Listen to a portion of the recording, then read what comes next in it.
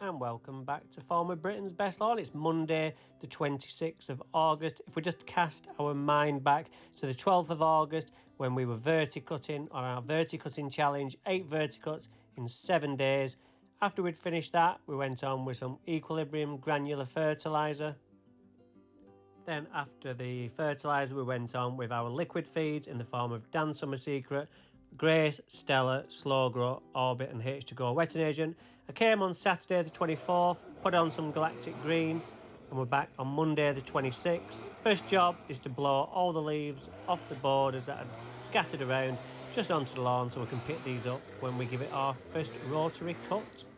So now all the leaves are blown onto the lawn, it's time to get on with the hater. Now you can see there's quite a lot of traffic down that left hand side, and that's because when I turned up, the customer was out cutting the box hedge. So what I did, I just helped her out to get the job done quicker so I could crack on. I got the old hedge trimmers out and gave her a hand and swept up and everything. So what I'm doing now is I'm just going over with the hater, taking a little bit of grass off, but in the main we're using the lawnmower as a vacuum cleaner today.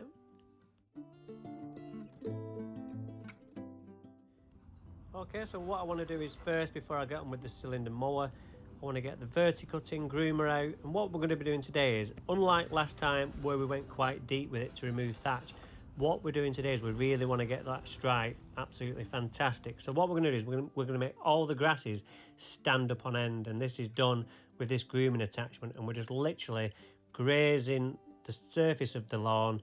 We're not going into the soil at all, and we're just removing some of the side shoots and getting that grass upright so that when we cut it, it's absolutely great for the cylinder mower.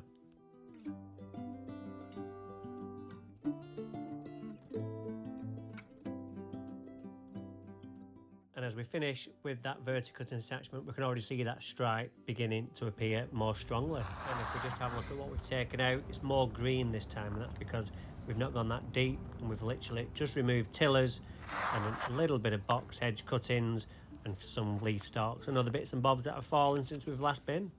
So now that the verticut is over, it's time now to get the cylinder attachment back in. So we're just heading over the lawn now, making those stripes look even more defined.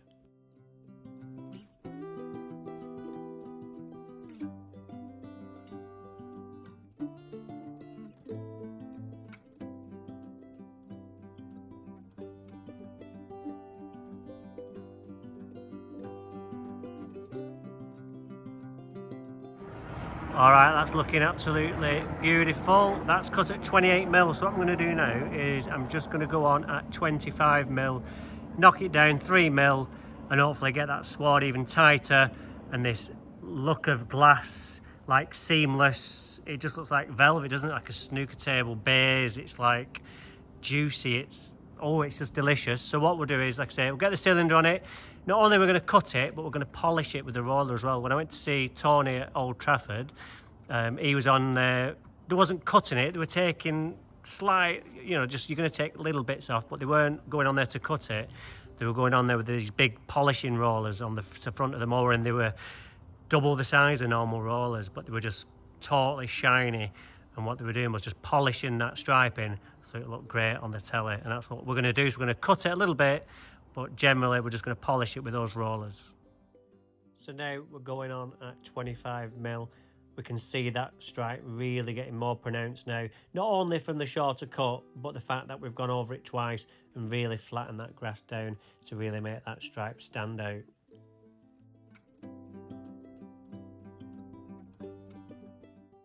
And just look at the colour of those clippings, how deep green are they? Absolutely beautiful.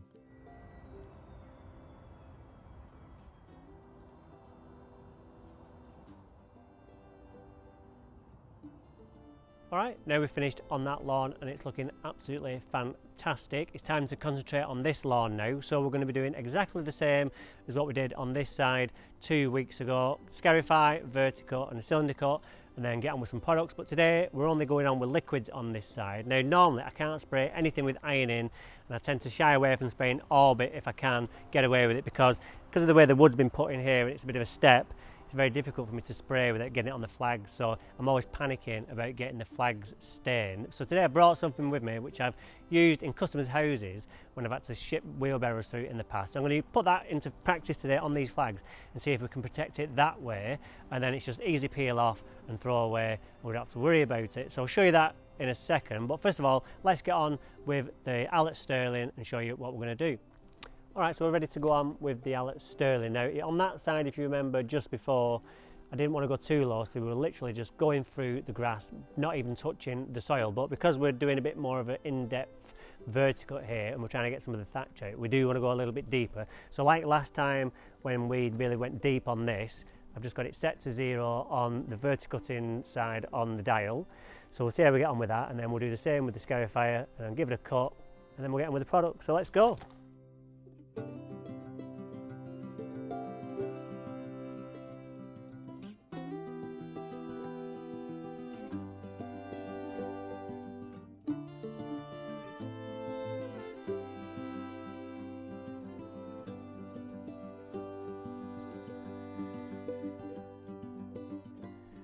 Look at all that that's come out, my God. All that from this little square. And there's still plenty more to come out. So what we'll do is, if we just have a closer look, we can see there's quite a little bit of stuff still to pick up. So what we'll do is we'll get the Scarifying attachment out, and that's going to give us a rake as well, but it's going to pick up all this debris, and then we don't need to go on with the rotary mower. But the great thing, one of the best things I love about the Sterling, is that on a job like this, we can have the blades running at full pelt, but we can turn the speed of the motor that pushes us along so we can go a bit slower but still get that same blade power, and we get a more intense vertical. So look at all that that's come out, and that's proof. And then we're not flying off everywhere, because sometimes if you have a machine which like a Scarifier where you're really deep in the soil, your blades create its own traction and you can't slow yourself down, so you can actually fly off with it and end up hurting yourself, because if you go too fast you can actually end up falling over. But on this we're safe because we can slow it right down but still get that intensity with the blades. So we're in with the Scarifying attachment now. As you can see, it's got the prongs all the way along. Even though we're missing some, we've got backup behind, so we've got 100% coverage with the blades. Not at any one time, but it's spinning that fast it more or less is. So this is going to help, like I said, pick more thatch up and pick up what the verticular hasn't picked up.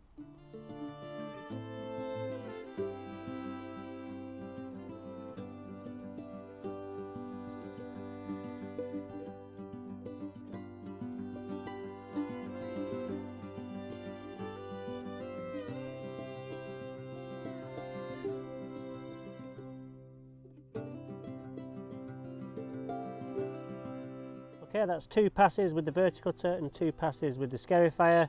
Still loads in there, but as you know, you could just keep going all day and still getting stuff out, but we have to draw the line somewhere, and I'm drawing it now because I've only got 2 bars of battery left and I'm probably going to drop into my last bar, so I want to save some for the cylinder cut. So let's get on with that now, and it'll be time for the products.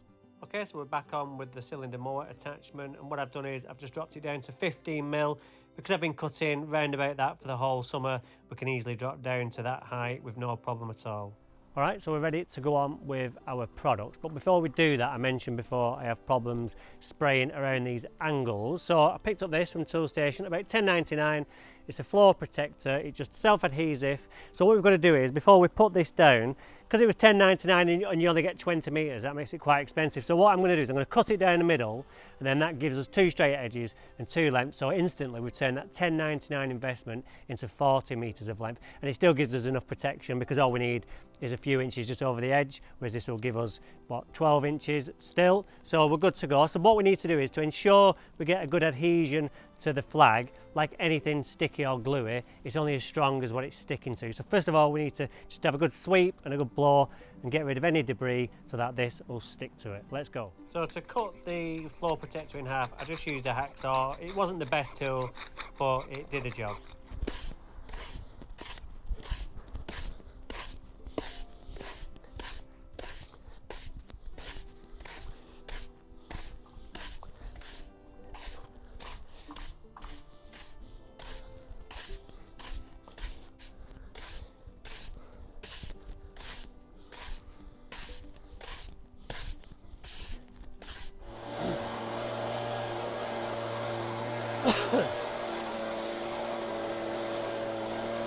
Okay, so I've got our floor protector in place.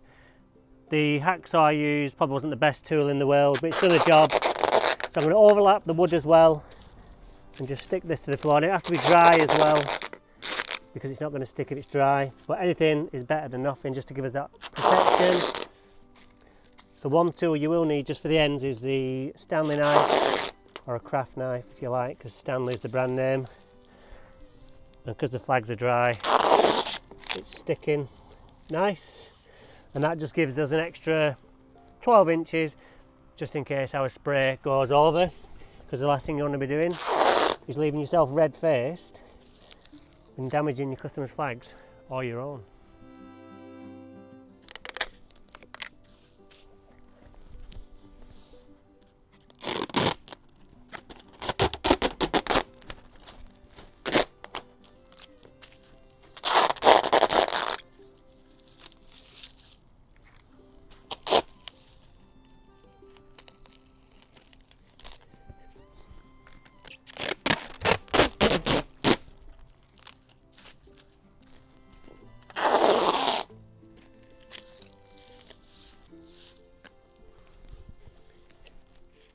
Oh, you're kidding me.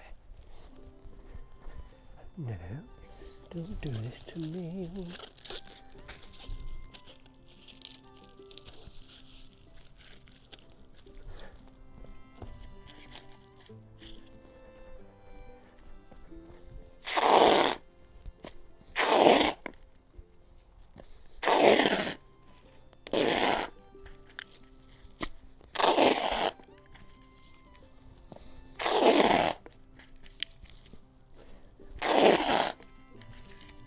Alright, so that's the floor protector down. What we're going to do now is go on with our feed. So what I'm going to do is, because this lawn hasn't been fed for quite a while, I'm going to try something new. Not a new product, but I'm going to go on with Dan Summer Secret at double rate, but everything else at singles. We've got Orbit, Slow Grow, Grayson Stella, H2Go, double rate Dan Summer Secret, a load of water, just get it washed in, get it activated quicker, and then we'll come back in a week or two and see how it's fared alongside lawn that has had granular fertiliser as well. So it'll be a good test to see what kind of results we'll get just with liquids.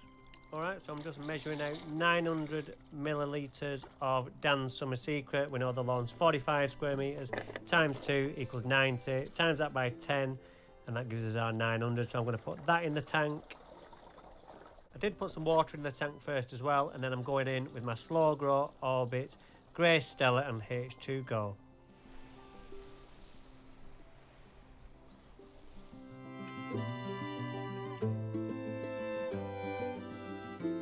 Okay, so that's the products on. What I'm going to do is, again, I'm just going to rinse off the flags just so we don't get any stains. That stuff I put down was a complete and utter waste of time. One little bit of gusty wind and it all blew up. So it's not quite the right product for porcelain, we can say that for sure. Not sure about any other products, but I can probably imagine Indian stone being the same, maybe concrete flags as well. I just think with all the little micro undulations on the flag, you're just not getting that full contact of the glue. So don't waste your money like I did. Okay, so the key now to getting this product working is to get it washed in as quick as we can. So what I'm going to do is, I'm going to just give it a quick sprinkle by hand, and then I'll just leave the sprinkler on, because I've just got a little job to show you just behind you, just where there's a bit of wear and tear. So I've been working over the weekend on getting some seed ready, so I'll show you that, and we're just going to go over a few areas and get some seed going, and hopefully in a couple of weeks we can get the burr patches filled in. Okay, so the final job today, because we've been quite busy on this lawn doing a lot of turning with the sterling, we have got some areas which have worn away. They were already starting to wear away, but all this turning we've been doing has just made it even worse. So what we're going to do is, we've got some seed that I've been pre-germinating at home. So whilst I get my seed slotter out and start making some little holes for the seed to fall in, just have a look at what I've been up to at home over the weekend. Now we've got the seed to the point that it is now in the flexi tub. Okay, so I'm just pre-germinating my grass seed. So I've got some water which is warm, 38 degrees, and I've added to that a capful of Dan's Magic. And what this will do is, it'll soak into the seed, aiding germination. You can just see that I stuck my Ellett probe in and it was 38 degrees. So I pour the seed into the water, stood in my Skechers Arch Fit. When I went into the shop, I wanted the slide-ons, but Jamie Redknapp doesn't tell you on the advert that the built-in shoe horn digs into the back of your heel. So I went for the Arch Fit, and they are really comfy. So what I've always said is a pool cue does the best job when mixing the seed into the water, but it actually turns out a broom or a brush turned upside down using the handle as a stirrer is actually miles better. And then I took it indoors where it was nice and warm and covered it in tin foil to keep the heat in. And then I wrapped some of the fleece I use for the lawn around a flexi tub, taped it round, and then that acted like a sieve, and I just tipped out the seed into the fleece, and the water fell through and the seed was left behind. Just shake a little bit and I scraped out any excess seed left in the basin. What I did then was I wrapped it up and wrapped it round and round and round, and this almost creates like a cider press kind of technology and wrings all the water out. And if you want, what you can do is, I didn't, but you could save that water in a bottle and actually spray that on the seed after you've laid it on the ground. And then what I also did was then I laid some fleece out on the floor and weighted it down just to stop it blowing away. Shake the seed out, and then I spread it nice and thinly over the area. And then what I did was made sure all the seed was nicely spread over. And this will aid drying out, because if we just leave it in the flexi tub, the water at the bottom will not be able to get out. So if we just have a look at it the next day, it was dry enough for us to take to the job and use. Okay, so this is our grass seed after 24 hours. Still got a little bit of moisture on it, but it's sprinkly enough that we can sprinkle it all over the lawn. We don't want it clumping together. If it's wet and clumps together, it's not going to spread, so you're going to end up with a lot of seed in one place. So this way, it's just very damp, but we can still spread it like normal dry seed, which is great. Just what I'm looking for. Okay, so this is one area which I've just ruffled up with the seed slotter. So what I'll do now is I'll get some seed and field compost number 5 and sprinkle that on. Okay, so this is one of the areas which I've ruffled up. We'll just sprinkle some of this nicely pre-germinated seed on. It's lovely and damp. Just gives us a little bit of water to play with, so we're not putting it on bone dry. So that's absolutely fine. And then we'll get some of this field compost number 5 and then sprinkle it over the top. And that's it. We don't want to press it down, we don't want to flatten it. We need that seed to be able to turn. It's no good just like going like this and leaving it. How's the seed supposed to get through that? It needs to be nice and airy. So that seed is like fluffy, not all compact. You know, when you get in bed, if somebody comes in and tucks the duvet right underneath, like you're at a Premier Inn, and you can't move your legs, you end up getting angry because you can't kick your legs out, you end up ripping the duvet out. It's exactly the same for the seed. They don't like it, so they just want to be nice and free and be able to turn. Yeah, fluffy. Remember, word fluffy. That's all you need to do. And we don't even need to water that because there's enough water on there. And if we are watering, we're just giving it a light mist with the hose pipe. No sprinklers at this point. It's just going to wash away. Water, if there's enough of it, can move cars. So if there's enough water on here, it'll move seed, no problem whatsoever. And you'll end up with a lovely lawn in the border, which is not what you want. Alright, that's this video done and dusted. Hopefully you've enjoyed it and enjoyed this transformation over the last 2 weeks. I know I have. It's always good to see your hard work paying off. So what we're going to be next time on the channel is we're going to be at Howard's in his back garden, really giving the back lawn a really good going over, because it's not really had a micro renovation at all this summer. Been a bit lazy with it, to be honest, but we've got some exciting news coming for there next year, but we're going to sort it out for this year. It's not looking really bad, it's just not looking as good as it normally does, and I don't know why. I think I mentioned a few weeks ago, I've just not hit the height, and I think that's just affected my morale a little bit there, so I've just been putting more of the effort into the front garden instead, because that's been looking great. So we're going to sort out the back this week. So join us next time on Daniel Hibbert Lawn Expert, when we'll be doing something else lawn related at Howard's, like I've just said. And check out the video description, because there's a nice discount code in there on selected products. So go and find it, use it, knock yourself out, and hopefully you enjoy using the products as well. So see you soon.